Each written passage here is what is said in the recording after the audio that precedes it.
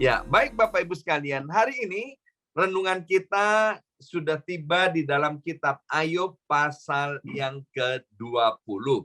Ayub pasal yang ke-20, judul di dalam Alkitab terjemahan bahasa Indonesia adalah pendapat Shofar bahwa sesudah kemujuran sebentar, orang fasik akan binasa. Ya, saya akan bacakan ayat yang kelima, 6, dan ayat yang ke-7 dari Ayub pasal 20.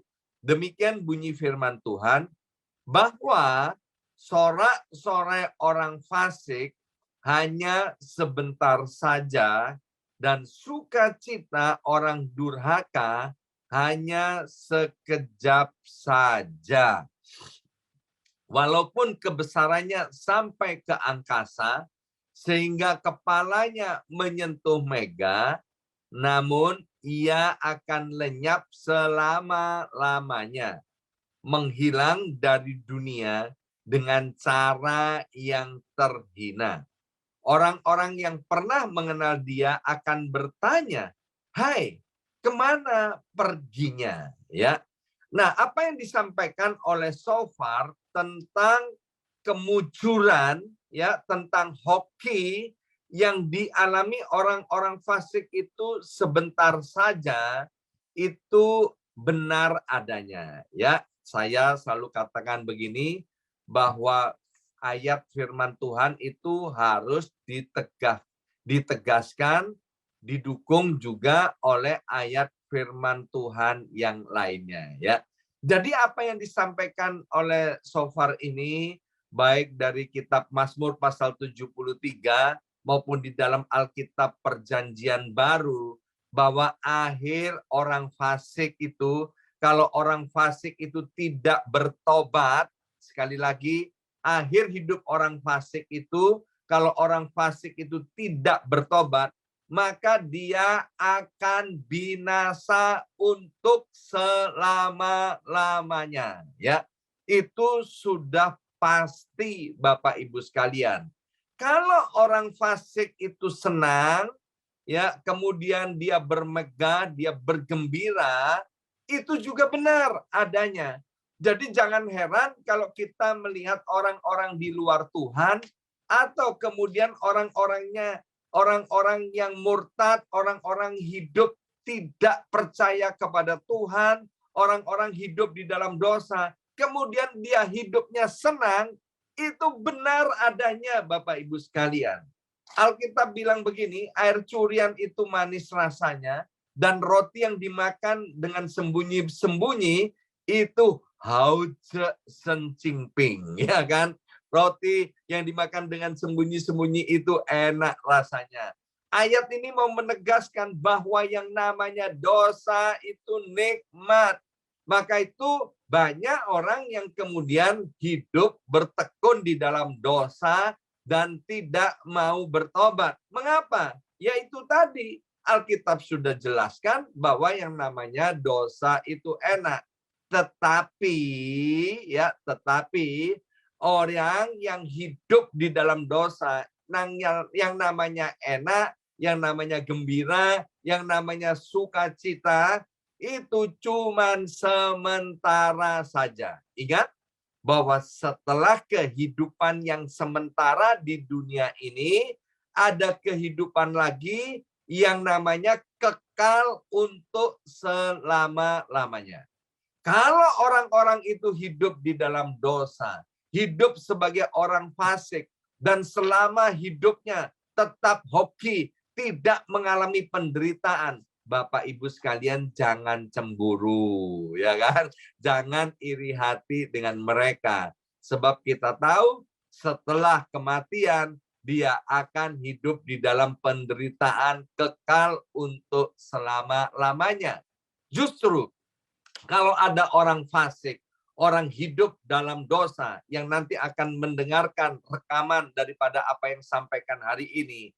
Kalau engkau kemudian hidup di dalam dosa, kemudian terus mengalami penderitaan, itu artinya Tuhan masih sayang kepada kamu ini. Maka itu kalau ada orang hidup dalam dosa, orang hidup di dalam kefasikan, apapun nama dosanya, dan hari ini engkau hidup di dalam penderitaan, kesusahan, dan kesengsaraan, itu artinya Tuhan mau agar orang-orang berdosa, orang-orang fasik itu bertobat, ya. Bukan sekedar berobat, tapi bertobat. Kalau berobat, nanti obatnya sudah habis, sakit lagi. Tapi kalau bertobat, artinya meninggalkan cara hidup yang lama, yang sia-sia, dan kemudian kembali kepada Tuhan. Kalau yang belum pernah menjadi anak Tuhan, terimalah Yesus sebagai satu-satunya Tuhan dan juru selamat pribadi dalam hidupmu. Dan percayalah, Tuhan akan pulihkan kehidupanmu. Ya, saya ini adalah orang yang mengenal Tuhan dan kemudian hidup di dalam kemurtatan. Waktu saya hidup di dalam kemurtatan, saya hidup di dalam dosa, Bapak Ibu sekalian. Maka orang-orang lihat begini, dia terheran-heran. Wah, itu Pak Yongki hidup di dalam dosa, kok malah makin jaya, makin senang, kayaknya Tuhan itu nggak ada. Ya kan? Maka itu Bapak Ibu sekalian, saya bisa mengatakan tentang hidup orang fasik. Tetapi saya bersyukur hari ini kepada Tuhan. Ketika saya hidup di dalam dosa, akhirnya saya mengalami kesusahan, mengalami penderitaan, mengalami hal-hal yang tidak baik. Seperti anak bungsu, ketika anak bungsu itu meninggalkan rumah bapaknya, maka pada mulanya anak bungsu itu bergembira, bersukacita. Tetapi kemudian anak bungsu ini berakhir hidupnya di kandang babi. Dalam penderitaan, dalam kesendirian. Dan luar biasa ketika anak bungsu ini ingat akan rumah bapaknya. Dan dia bangkit dan kembali ke rumah bapaknya. Maka bapaknya itu memulihkannya. Hidup daripada si bungsu itu. Persis seperti apa yang saya alami. Ketika kemudian saya bertobat, saya kembali kepada Bapa di sorga, saya minta ampun untuk semua dosa-dosa yang sudah saya buat pengkhianatan saya kepada Tuhan. Maka itu kemudian Tuhan pulihkan hidup saya. Maka itu ini adalah kabar baik buat setiap orang yang hidup di dalam kefasikan. Kalau hari ini Tuhan sedang menegur kita, artinya Tuhan mau kita kembali kepada jalan yang benar. Dan buat Bapak Ibu sekalian yang kemudian mendengarkan rekaman khotbah ini, dan engkau hidup di dalam dosa, engkau hidup di dalam kefasikan, dan sampai hari ini engkau tetap senang, ya, engkau tetap terkenal, engkau tetap jaya, jangan bergembira akan hal itu. Sebab itu semuanya sifatnya sementara.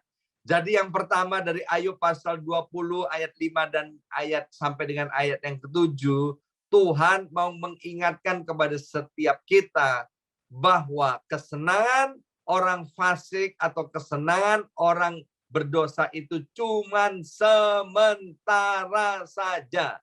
Setelah itu akan berlalu, bahkan kalau tidak bertobat akan mengalami kebinasaan untuk selama-lamanya. Itu bagian yang pertama yang saya mau sampaikan. Kemudian bagian yang kedua, itu saya ambil dari ayat yang ke-12 sampai dengan ayat yang ke-16. Ini Bapak Ibu sekalian, ayat yang ke-12 sampai dengan ayat yang ke-16, salah satunya berbicara tentang merokok. Ya, bersama saya ucapkan merokok, 2, 3, merokok. Ya kan? Banyak anak-anak Tuhan yang tanya gini, Pak, ayatnya di mana yang mengatakan dilarang merokok? Ayat dilarang merokok hanya ada di pom bensin di Indonesia. Ya, saya nggak pernah lihat di di Amerika, atau mungkin saya nggak pernah perhatikan di New York, ada nggak ya tulisan no smoking? Ada nggak, Wempi? Tulisan no smoking? Ada juga ya. Oh iya ya, mungkin saya nggak perhatikan ya. Jadi ayat dilarang merokok itu hanya ada di pom bensin, Bapak Ibu sekalian. Tetapi Ayub pasal 20 ayat 12 sampai dengan ayat 16 ini juga berbicara tentang merokok. Meskipun itu tidak secara tegas dikatakan tentang dilarang merokok, tapi apa yang akan kita baca ini akan tersirat bahwa yang ditulis ini yaitu tentang merokok. Ayat 12 demikian bunyinya. Sungguh pun kejahatan manis rasanya di dalam mulutnya, sekalipun ia menyembunyikannya di bawah lidahnya. Ini kan persis orang merokok ya. 13, menikmatinya serta tidak melepaskannya dan menahannya pada langit-langitnya, namun berubah juga makanannya di dalam perutnya menjadi bisa ular tedung di dalamnya. 15, harta benda ditelannya, tetapi dimuntahkannya lagi.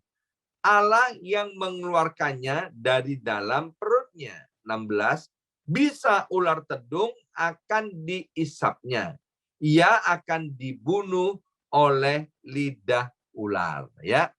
Jadi ayat ini berbicara bahwa kalau kita merokok, Bapak Ibu sekalian, itu ujung-ujungnya akan merusak tubuh dan kesehatan. Maka itu ayat ini berkata, kalau orang yang merokok itu seperti sedang menghisap bisa ular kobra itu loh. Ya kan, kita tahu bahwa ular kobra itu atau ular tedung itu sangat beracun. Maka itu kalau ada di antara kita yang hari ini sedang terikat dengan rokok atau marijuana atau apa saja yang sejenisnya, ini tidak kebetulan kalau Bapak Ibu sekalian mendengarkan firman Tuhan ini. Tuhan sayang loh, Tuhan ingin supaya kita bertobat dari soal merokok. Tuhan mau agar kita mau menjaga kesehatan kita. Maka itu di dalam doa syafaat tentang kesehatan, saya selalu memuji Tuhan. Saya bilang begini, Tuhan, yang namanya kesehatan itu nilainya tidak terbatas, nggak bisa dinilai. Memang yang pertama, anugerah Tuhan yang terbesar dalam hidup kita adalah keselamatan kekal di dalam Yesus Kristus. Ya, itu hal yang amat sangat mahal.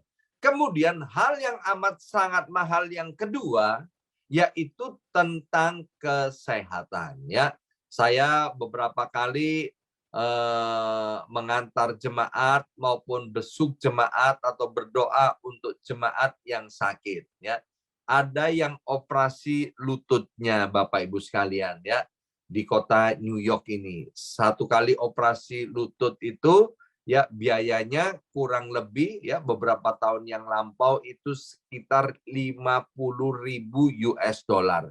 Itu operasi satu lutut saja, ya kan?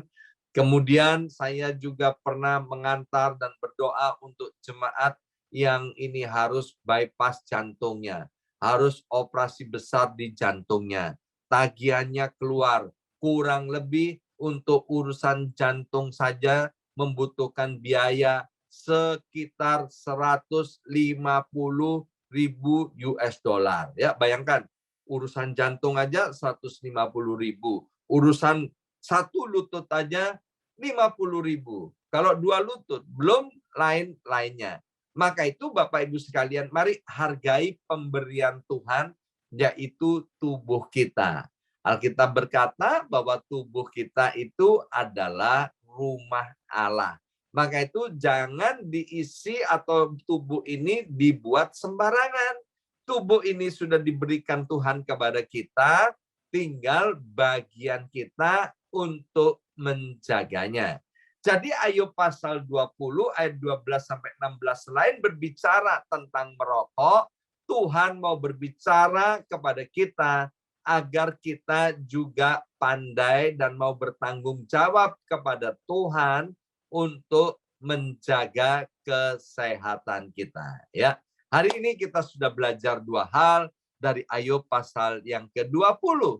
Yang pertama, kalau ada orang yang hidup dalam kefasikan, mari segera bertobat. Jangan teruskan hidup di dalam kefasikan, karena akan berakhir dengan maut untuk selama-lamanya. Yang kedua, Tuhan mau kalau ada di antara kita yang terikat dengan dosa yang namanya merokok, Alkitab bilang itu adalah kejahatan, mari bertobat, ya. Dan selanjutnya, jaga kesehatan kita, biarlah tubuh ini bisa dipersembahkan kepada Tuhan sebagai persembahan yang hidup, yang sehat, yang kudus, dan berkenan di hadapan Tuhan. Amin. Mari kita berdoa. Materaikan siap benih kebenaran firman Tuhan, ya Aba, ya Bapa. Biarlah Allah Roh Kudus menolong kami semua, menuntun hidup kami dari waktu ke waktu, sehingga hidup kami terus berkenan, menyenangkan hati-Mu untuk selama-lamanya. Dalam nama Tuhan Yesus, kami sudah berdoa. Haleluya. Amin, amin, amin.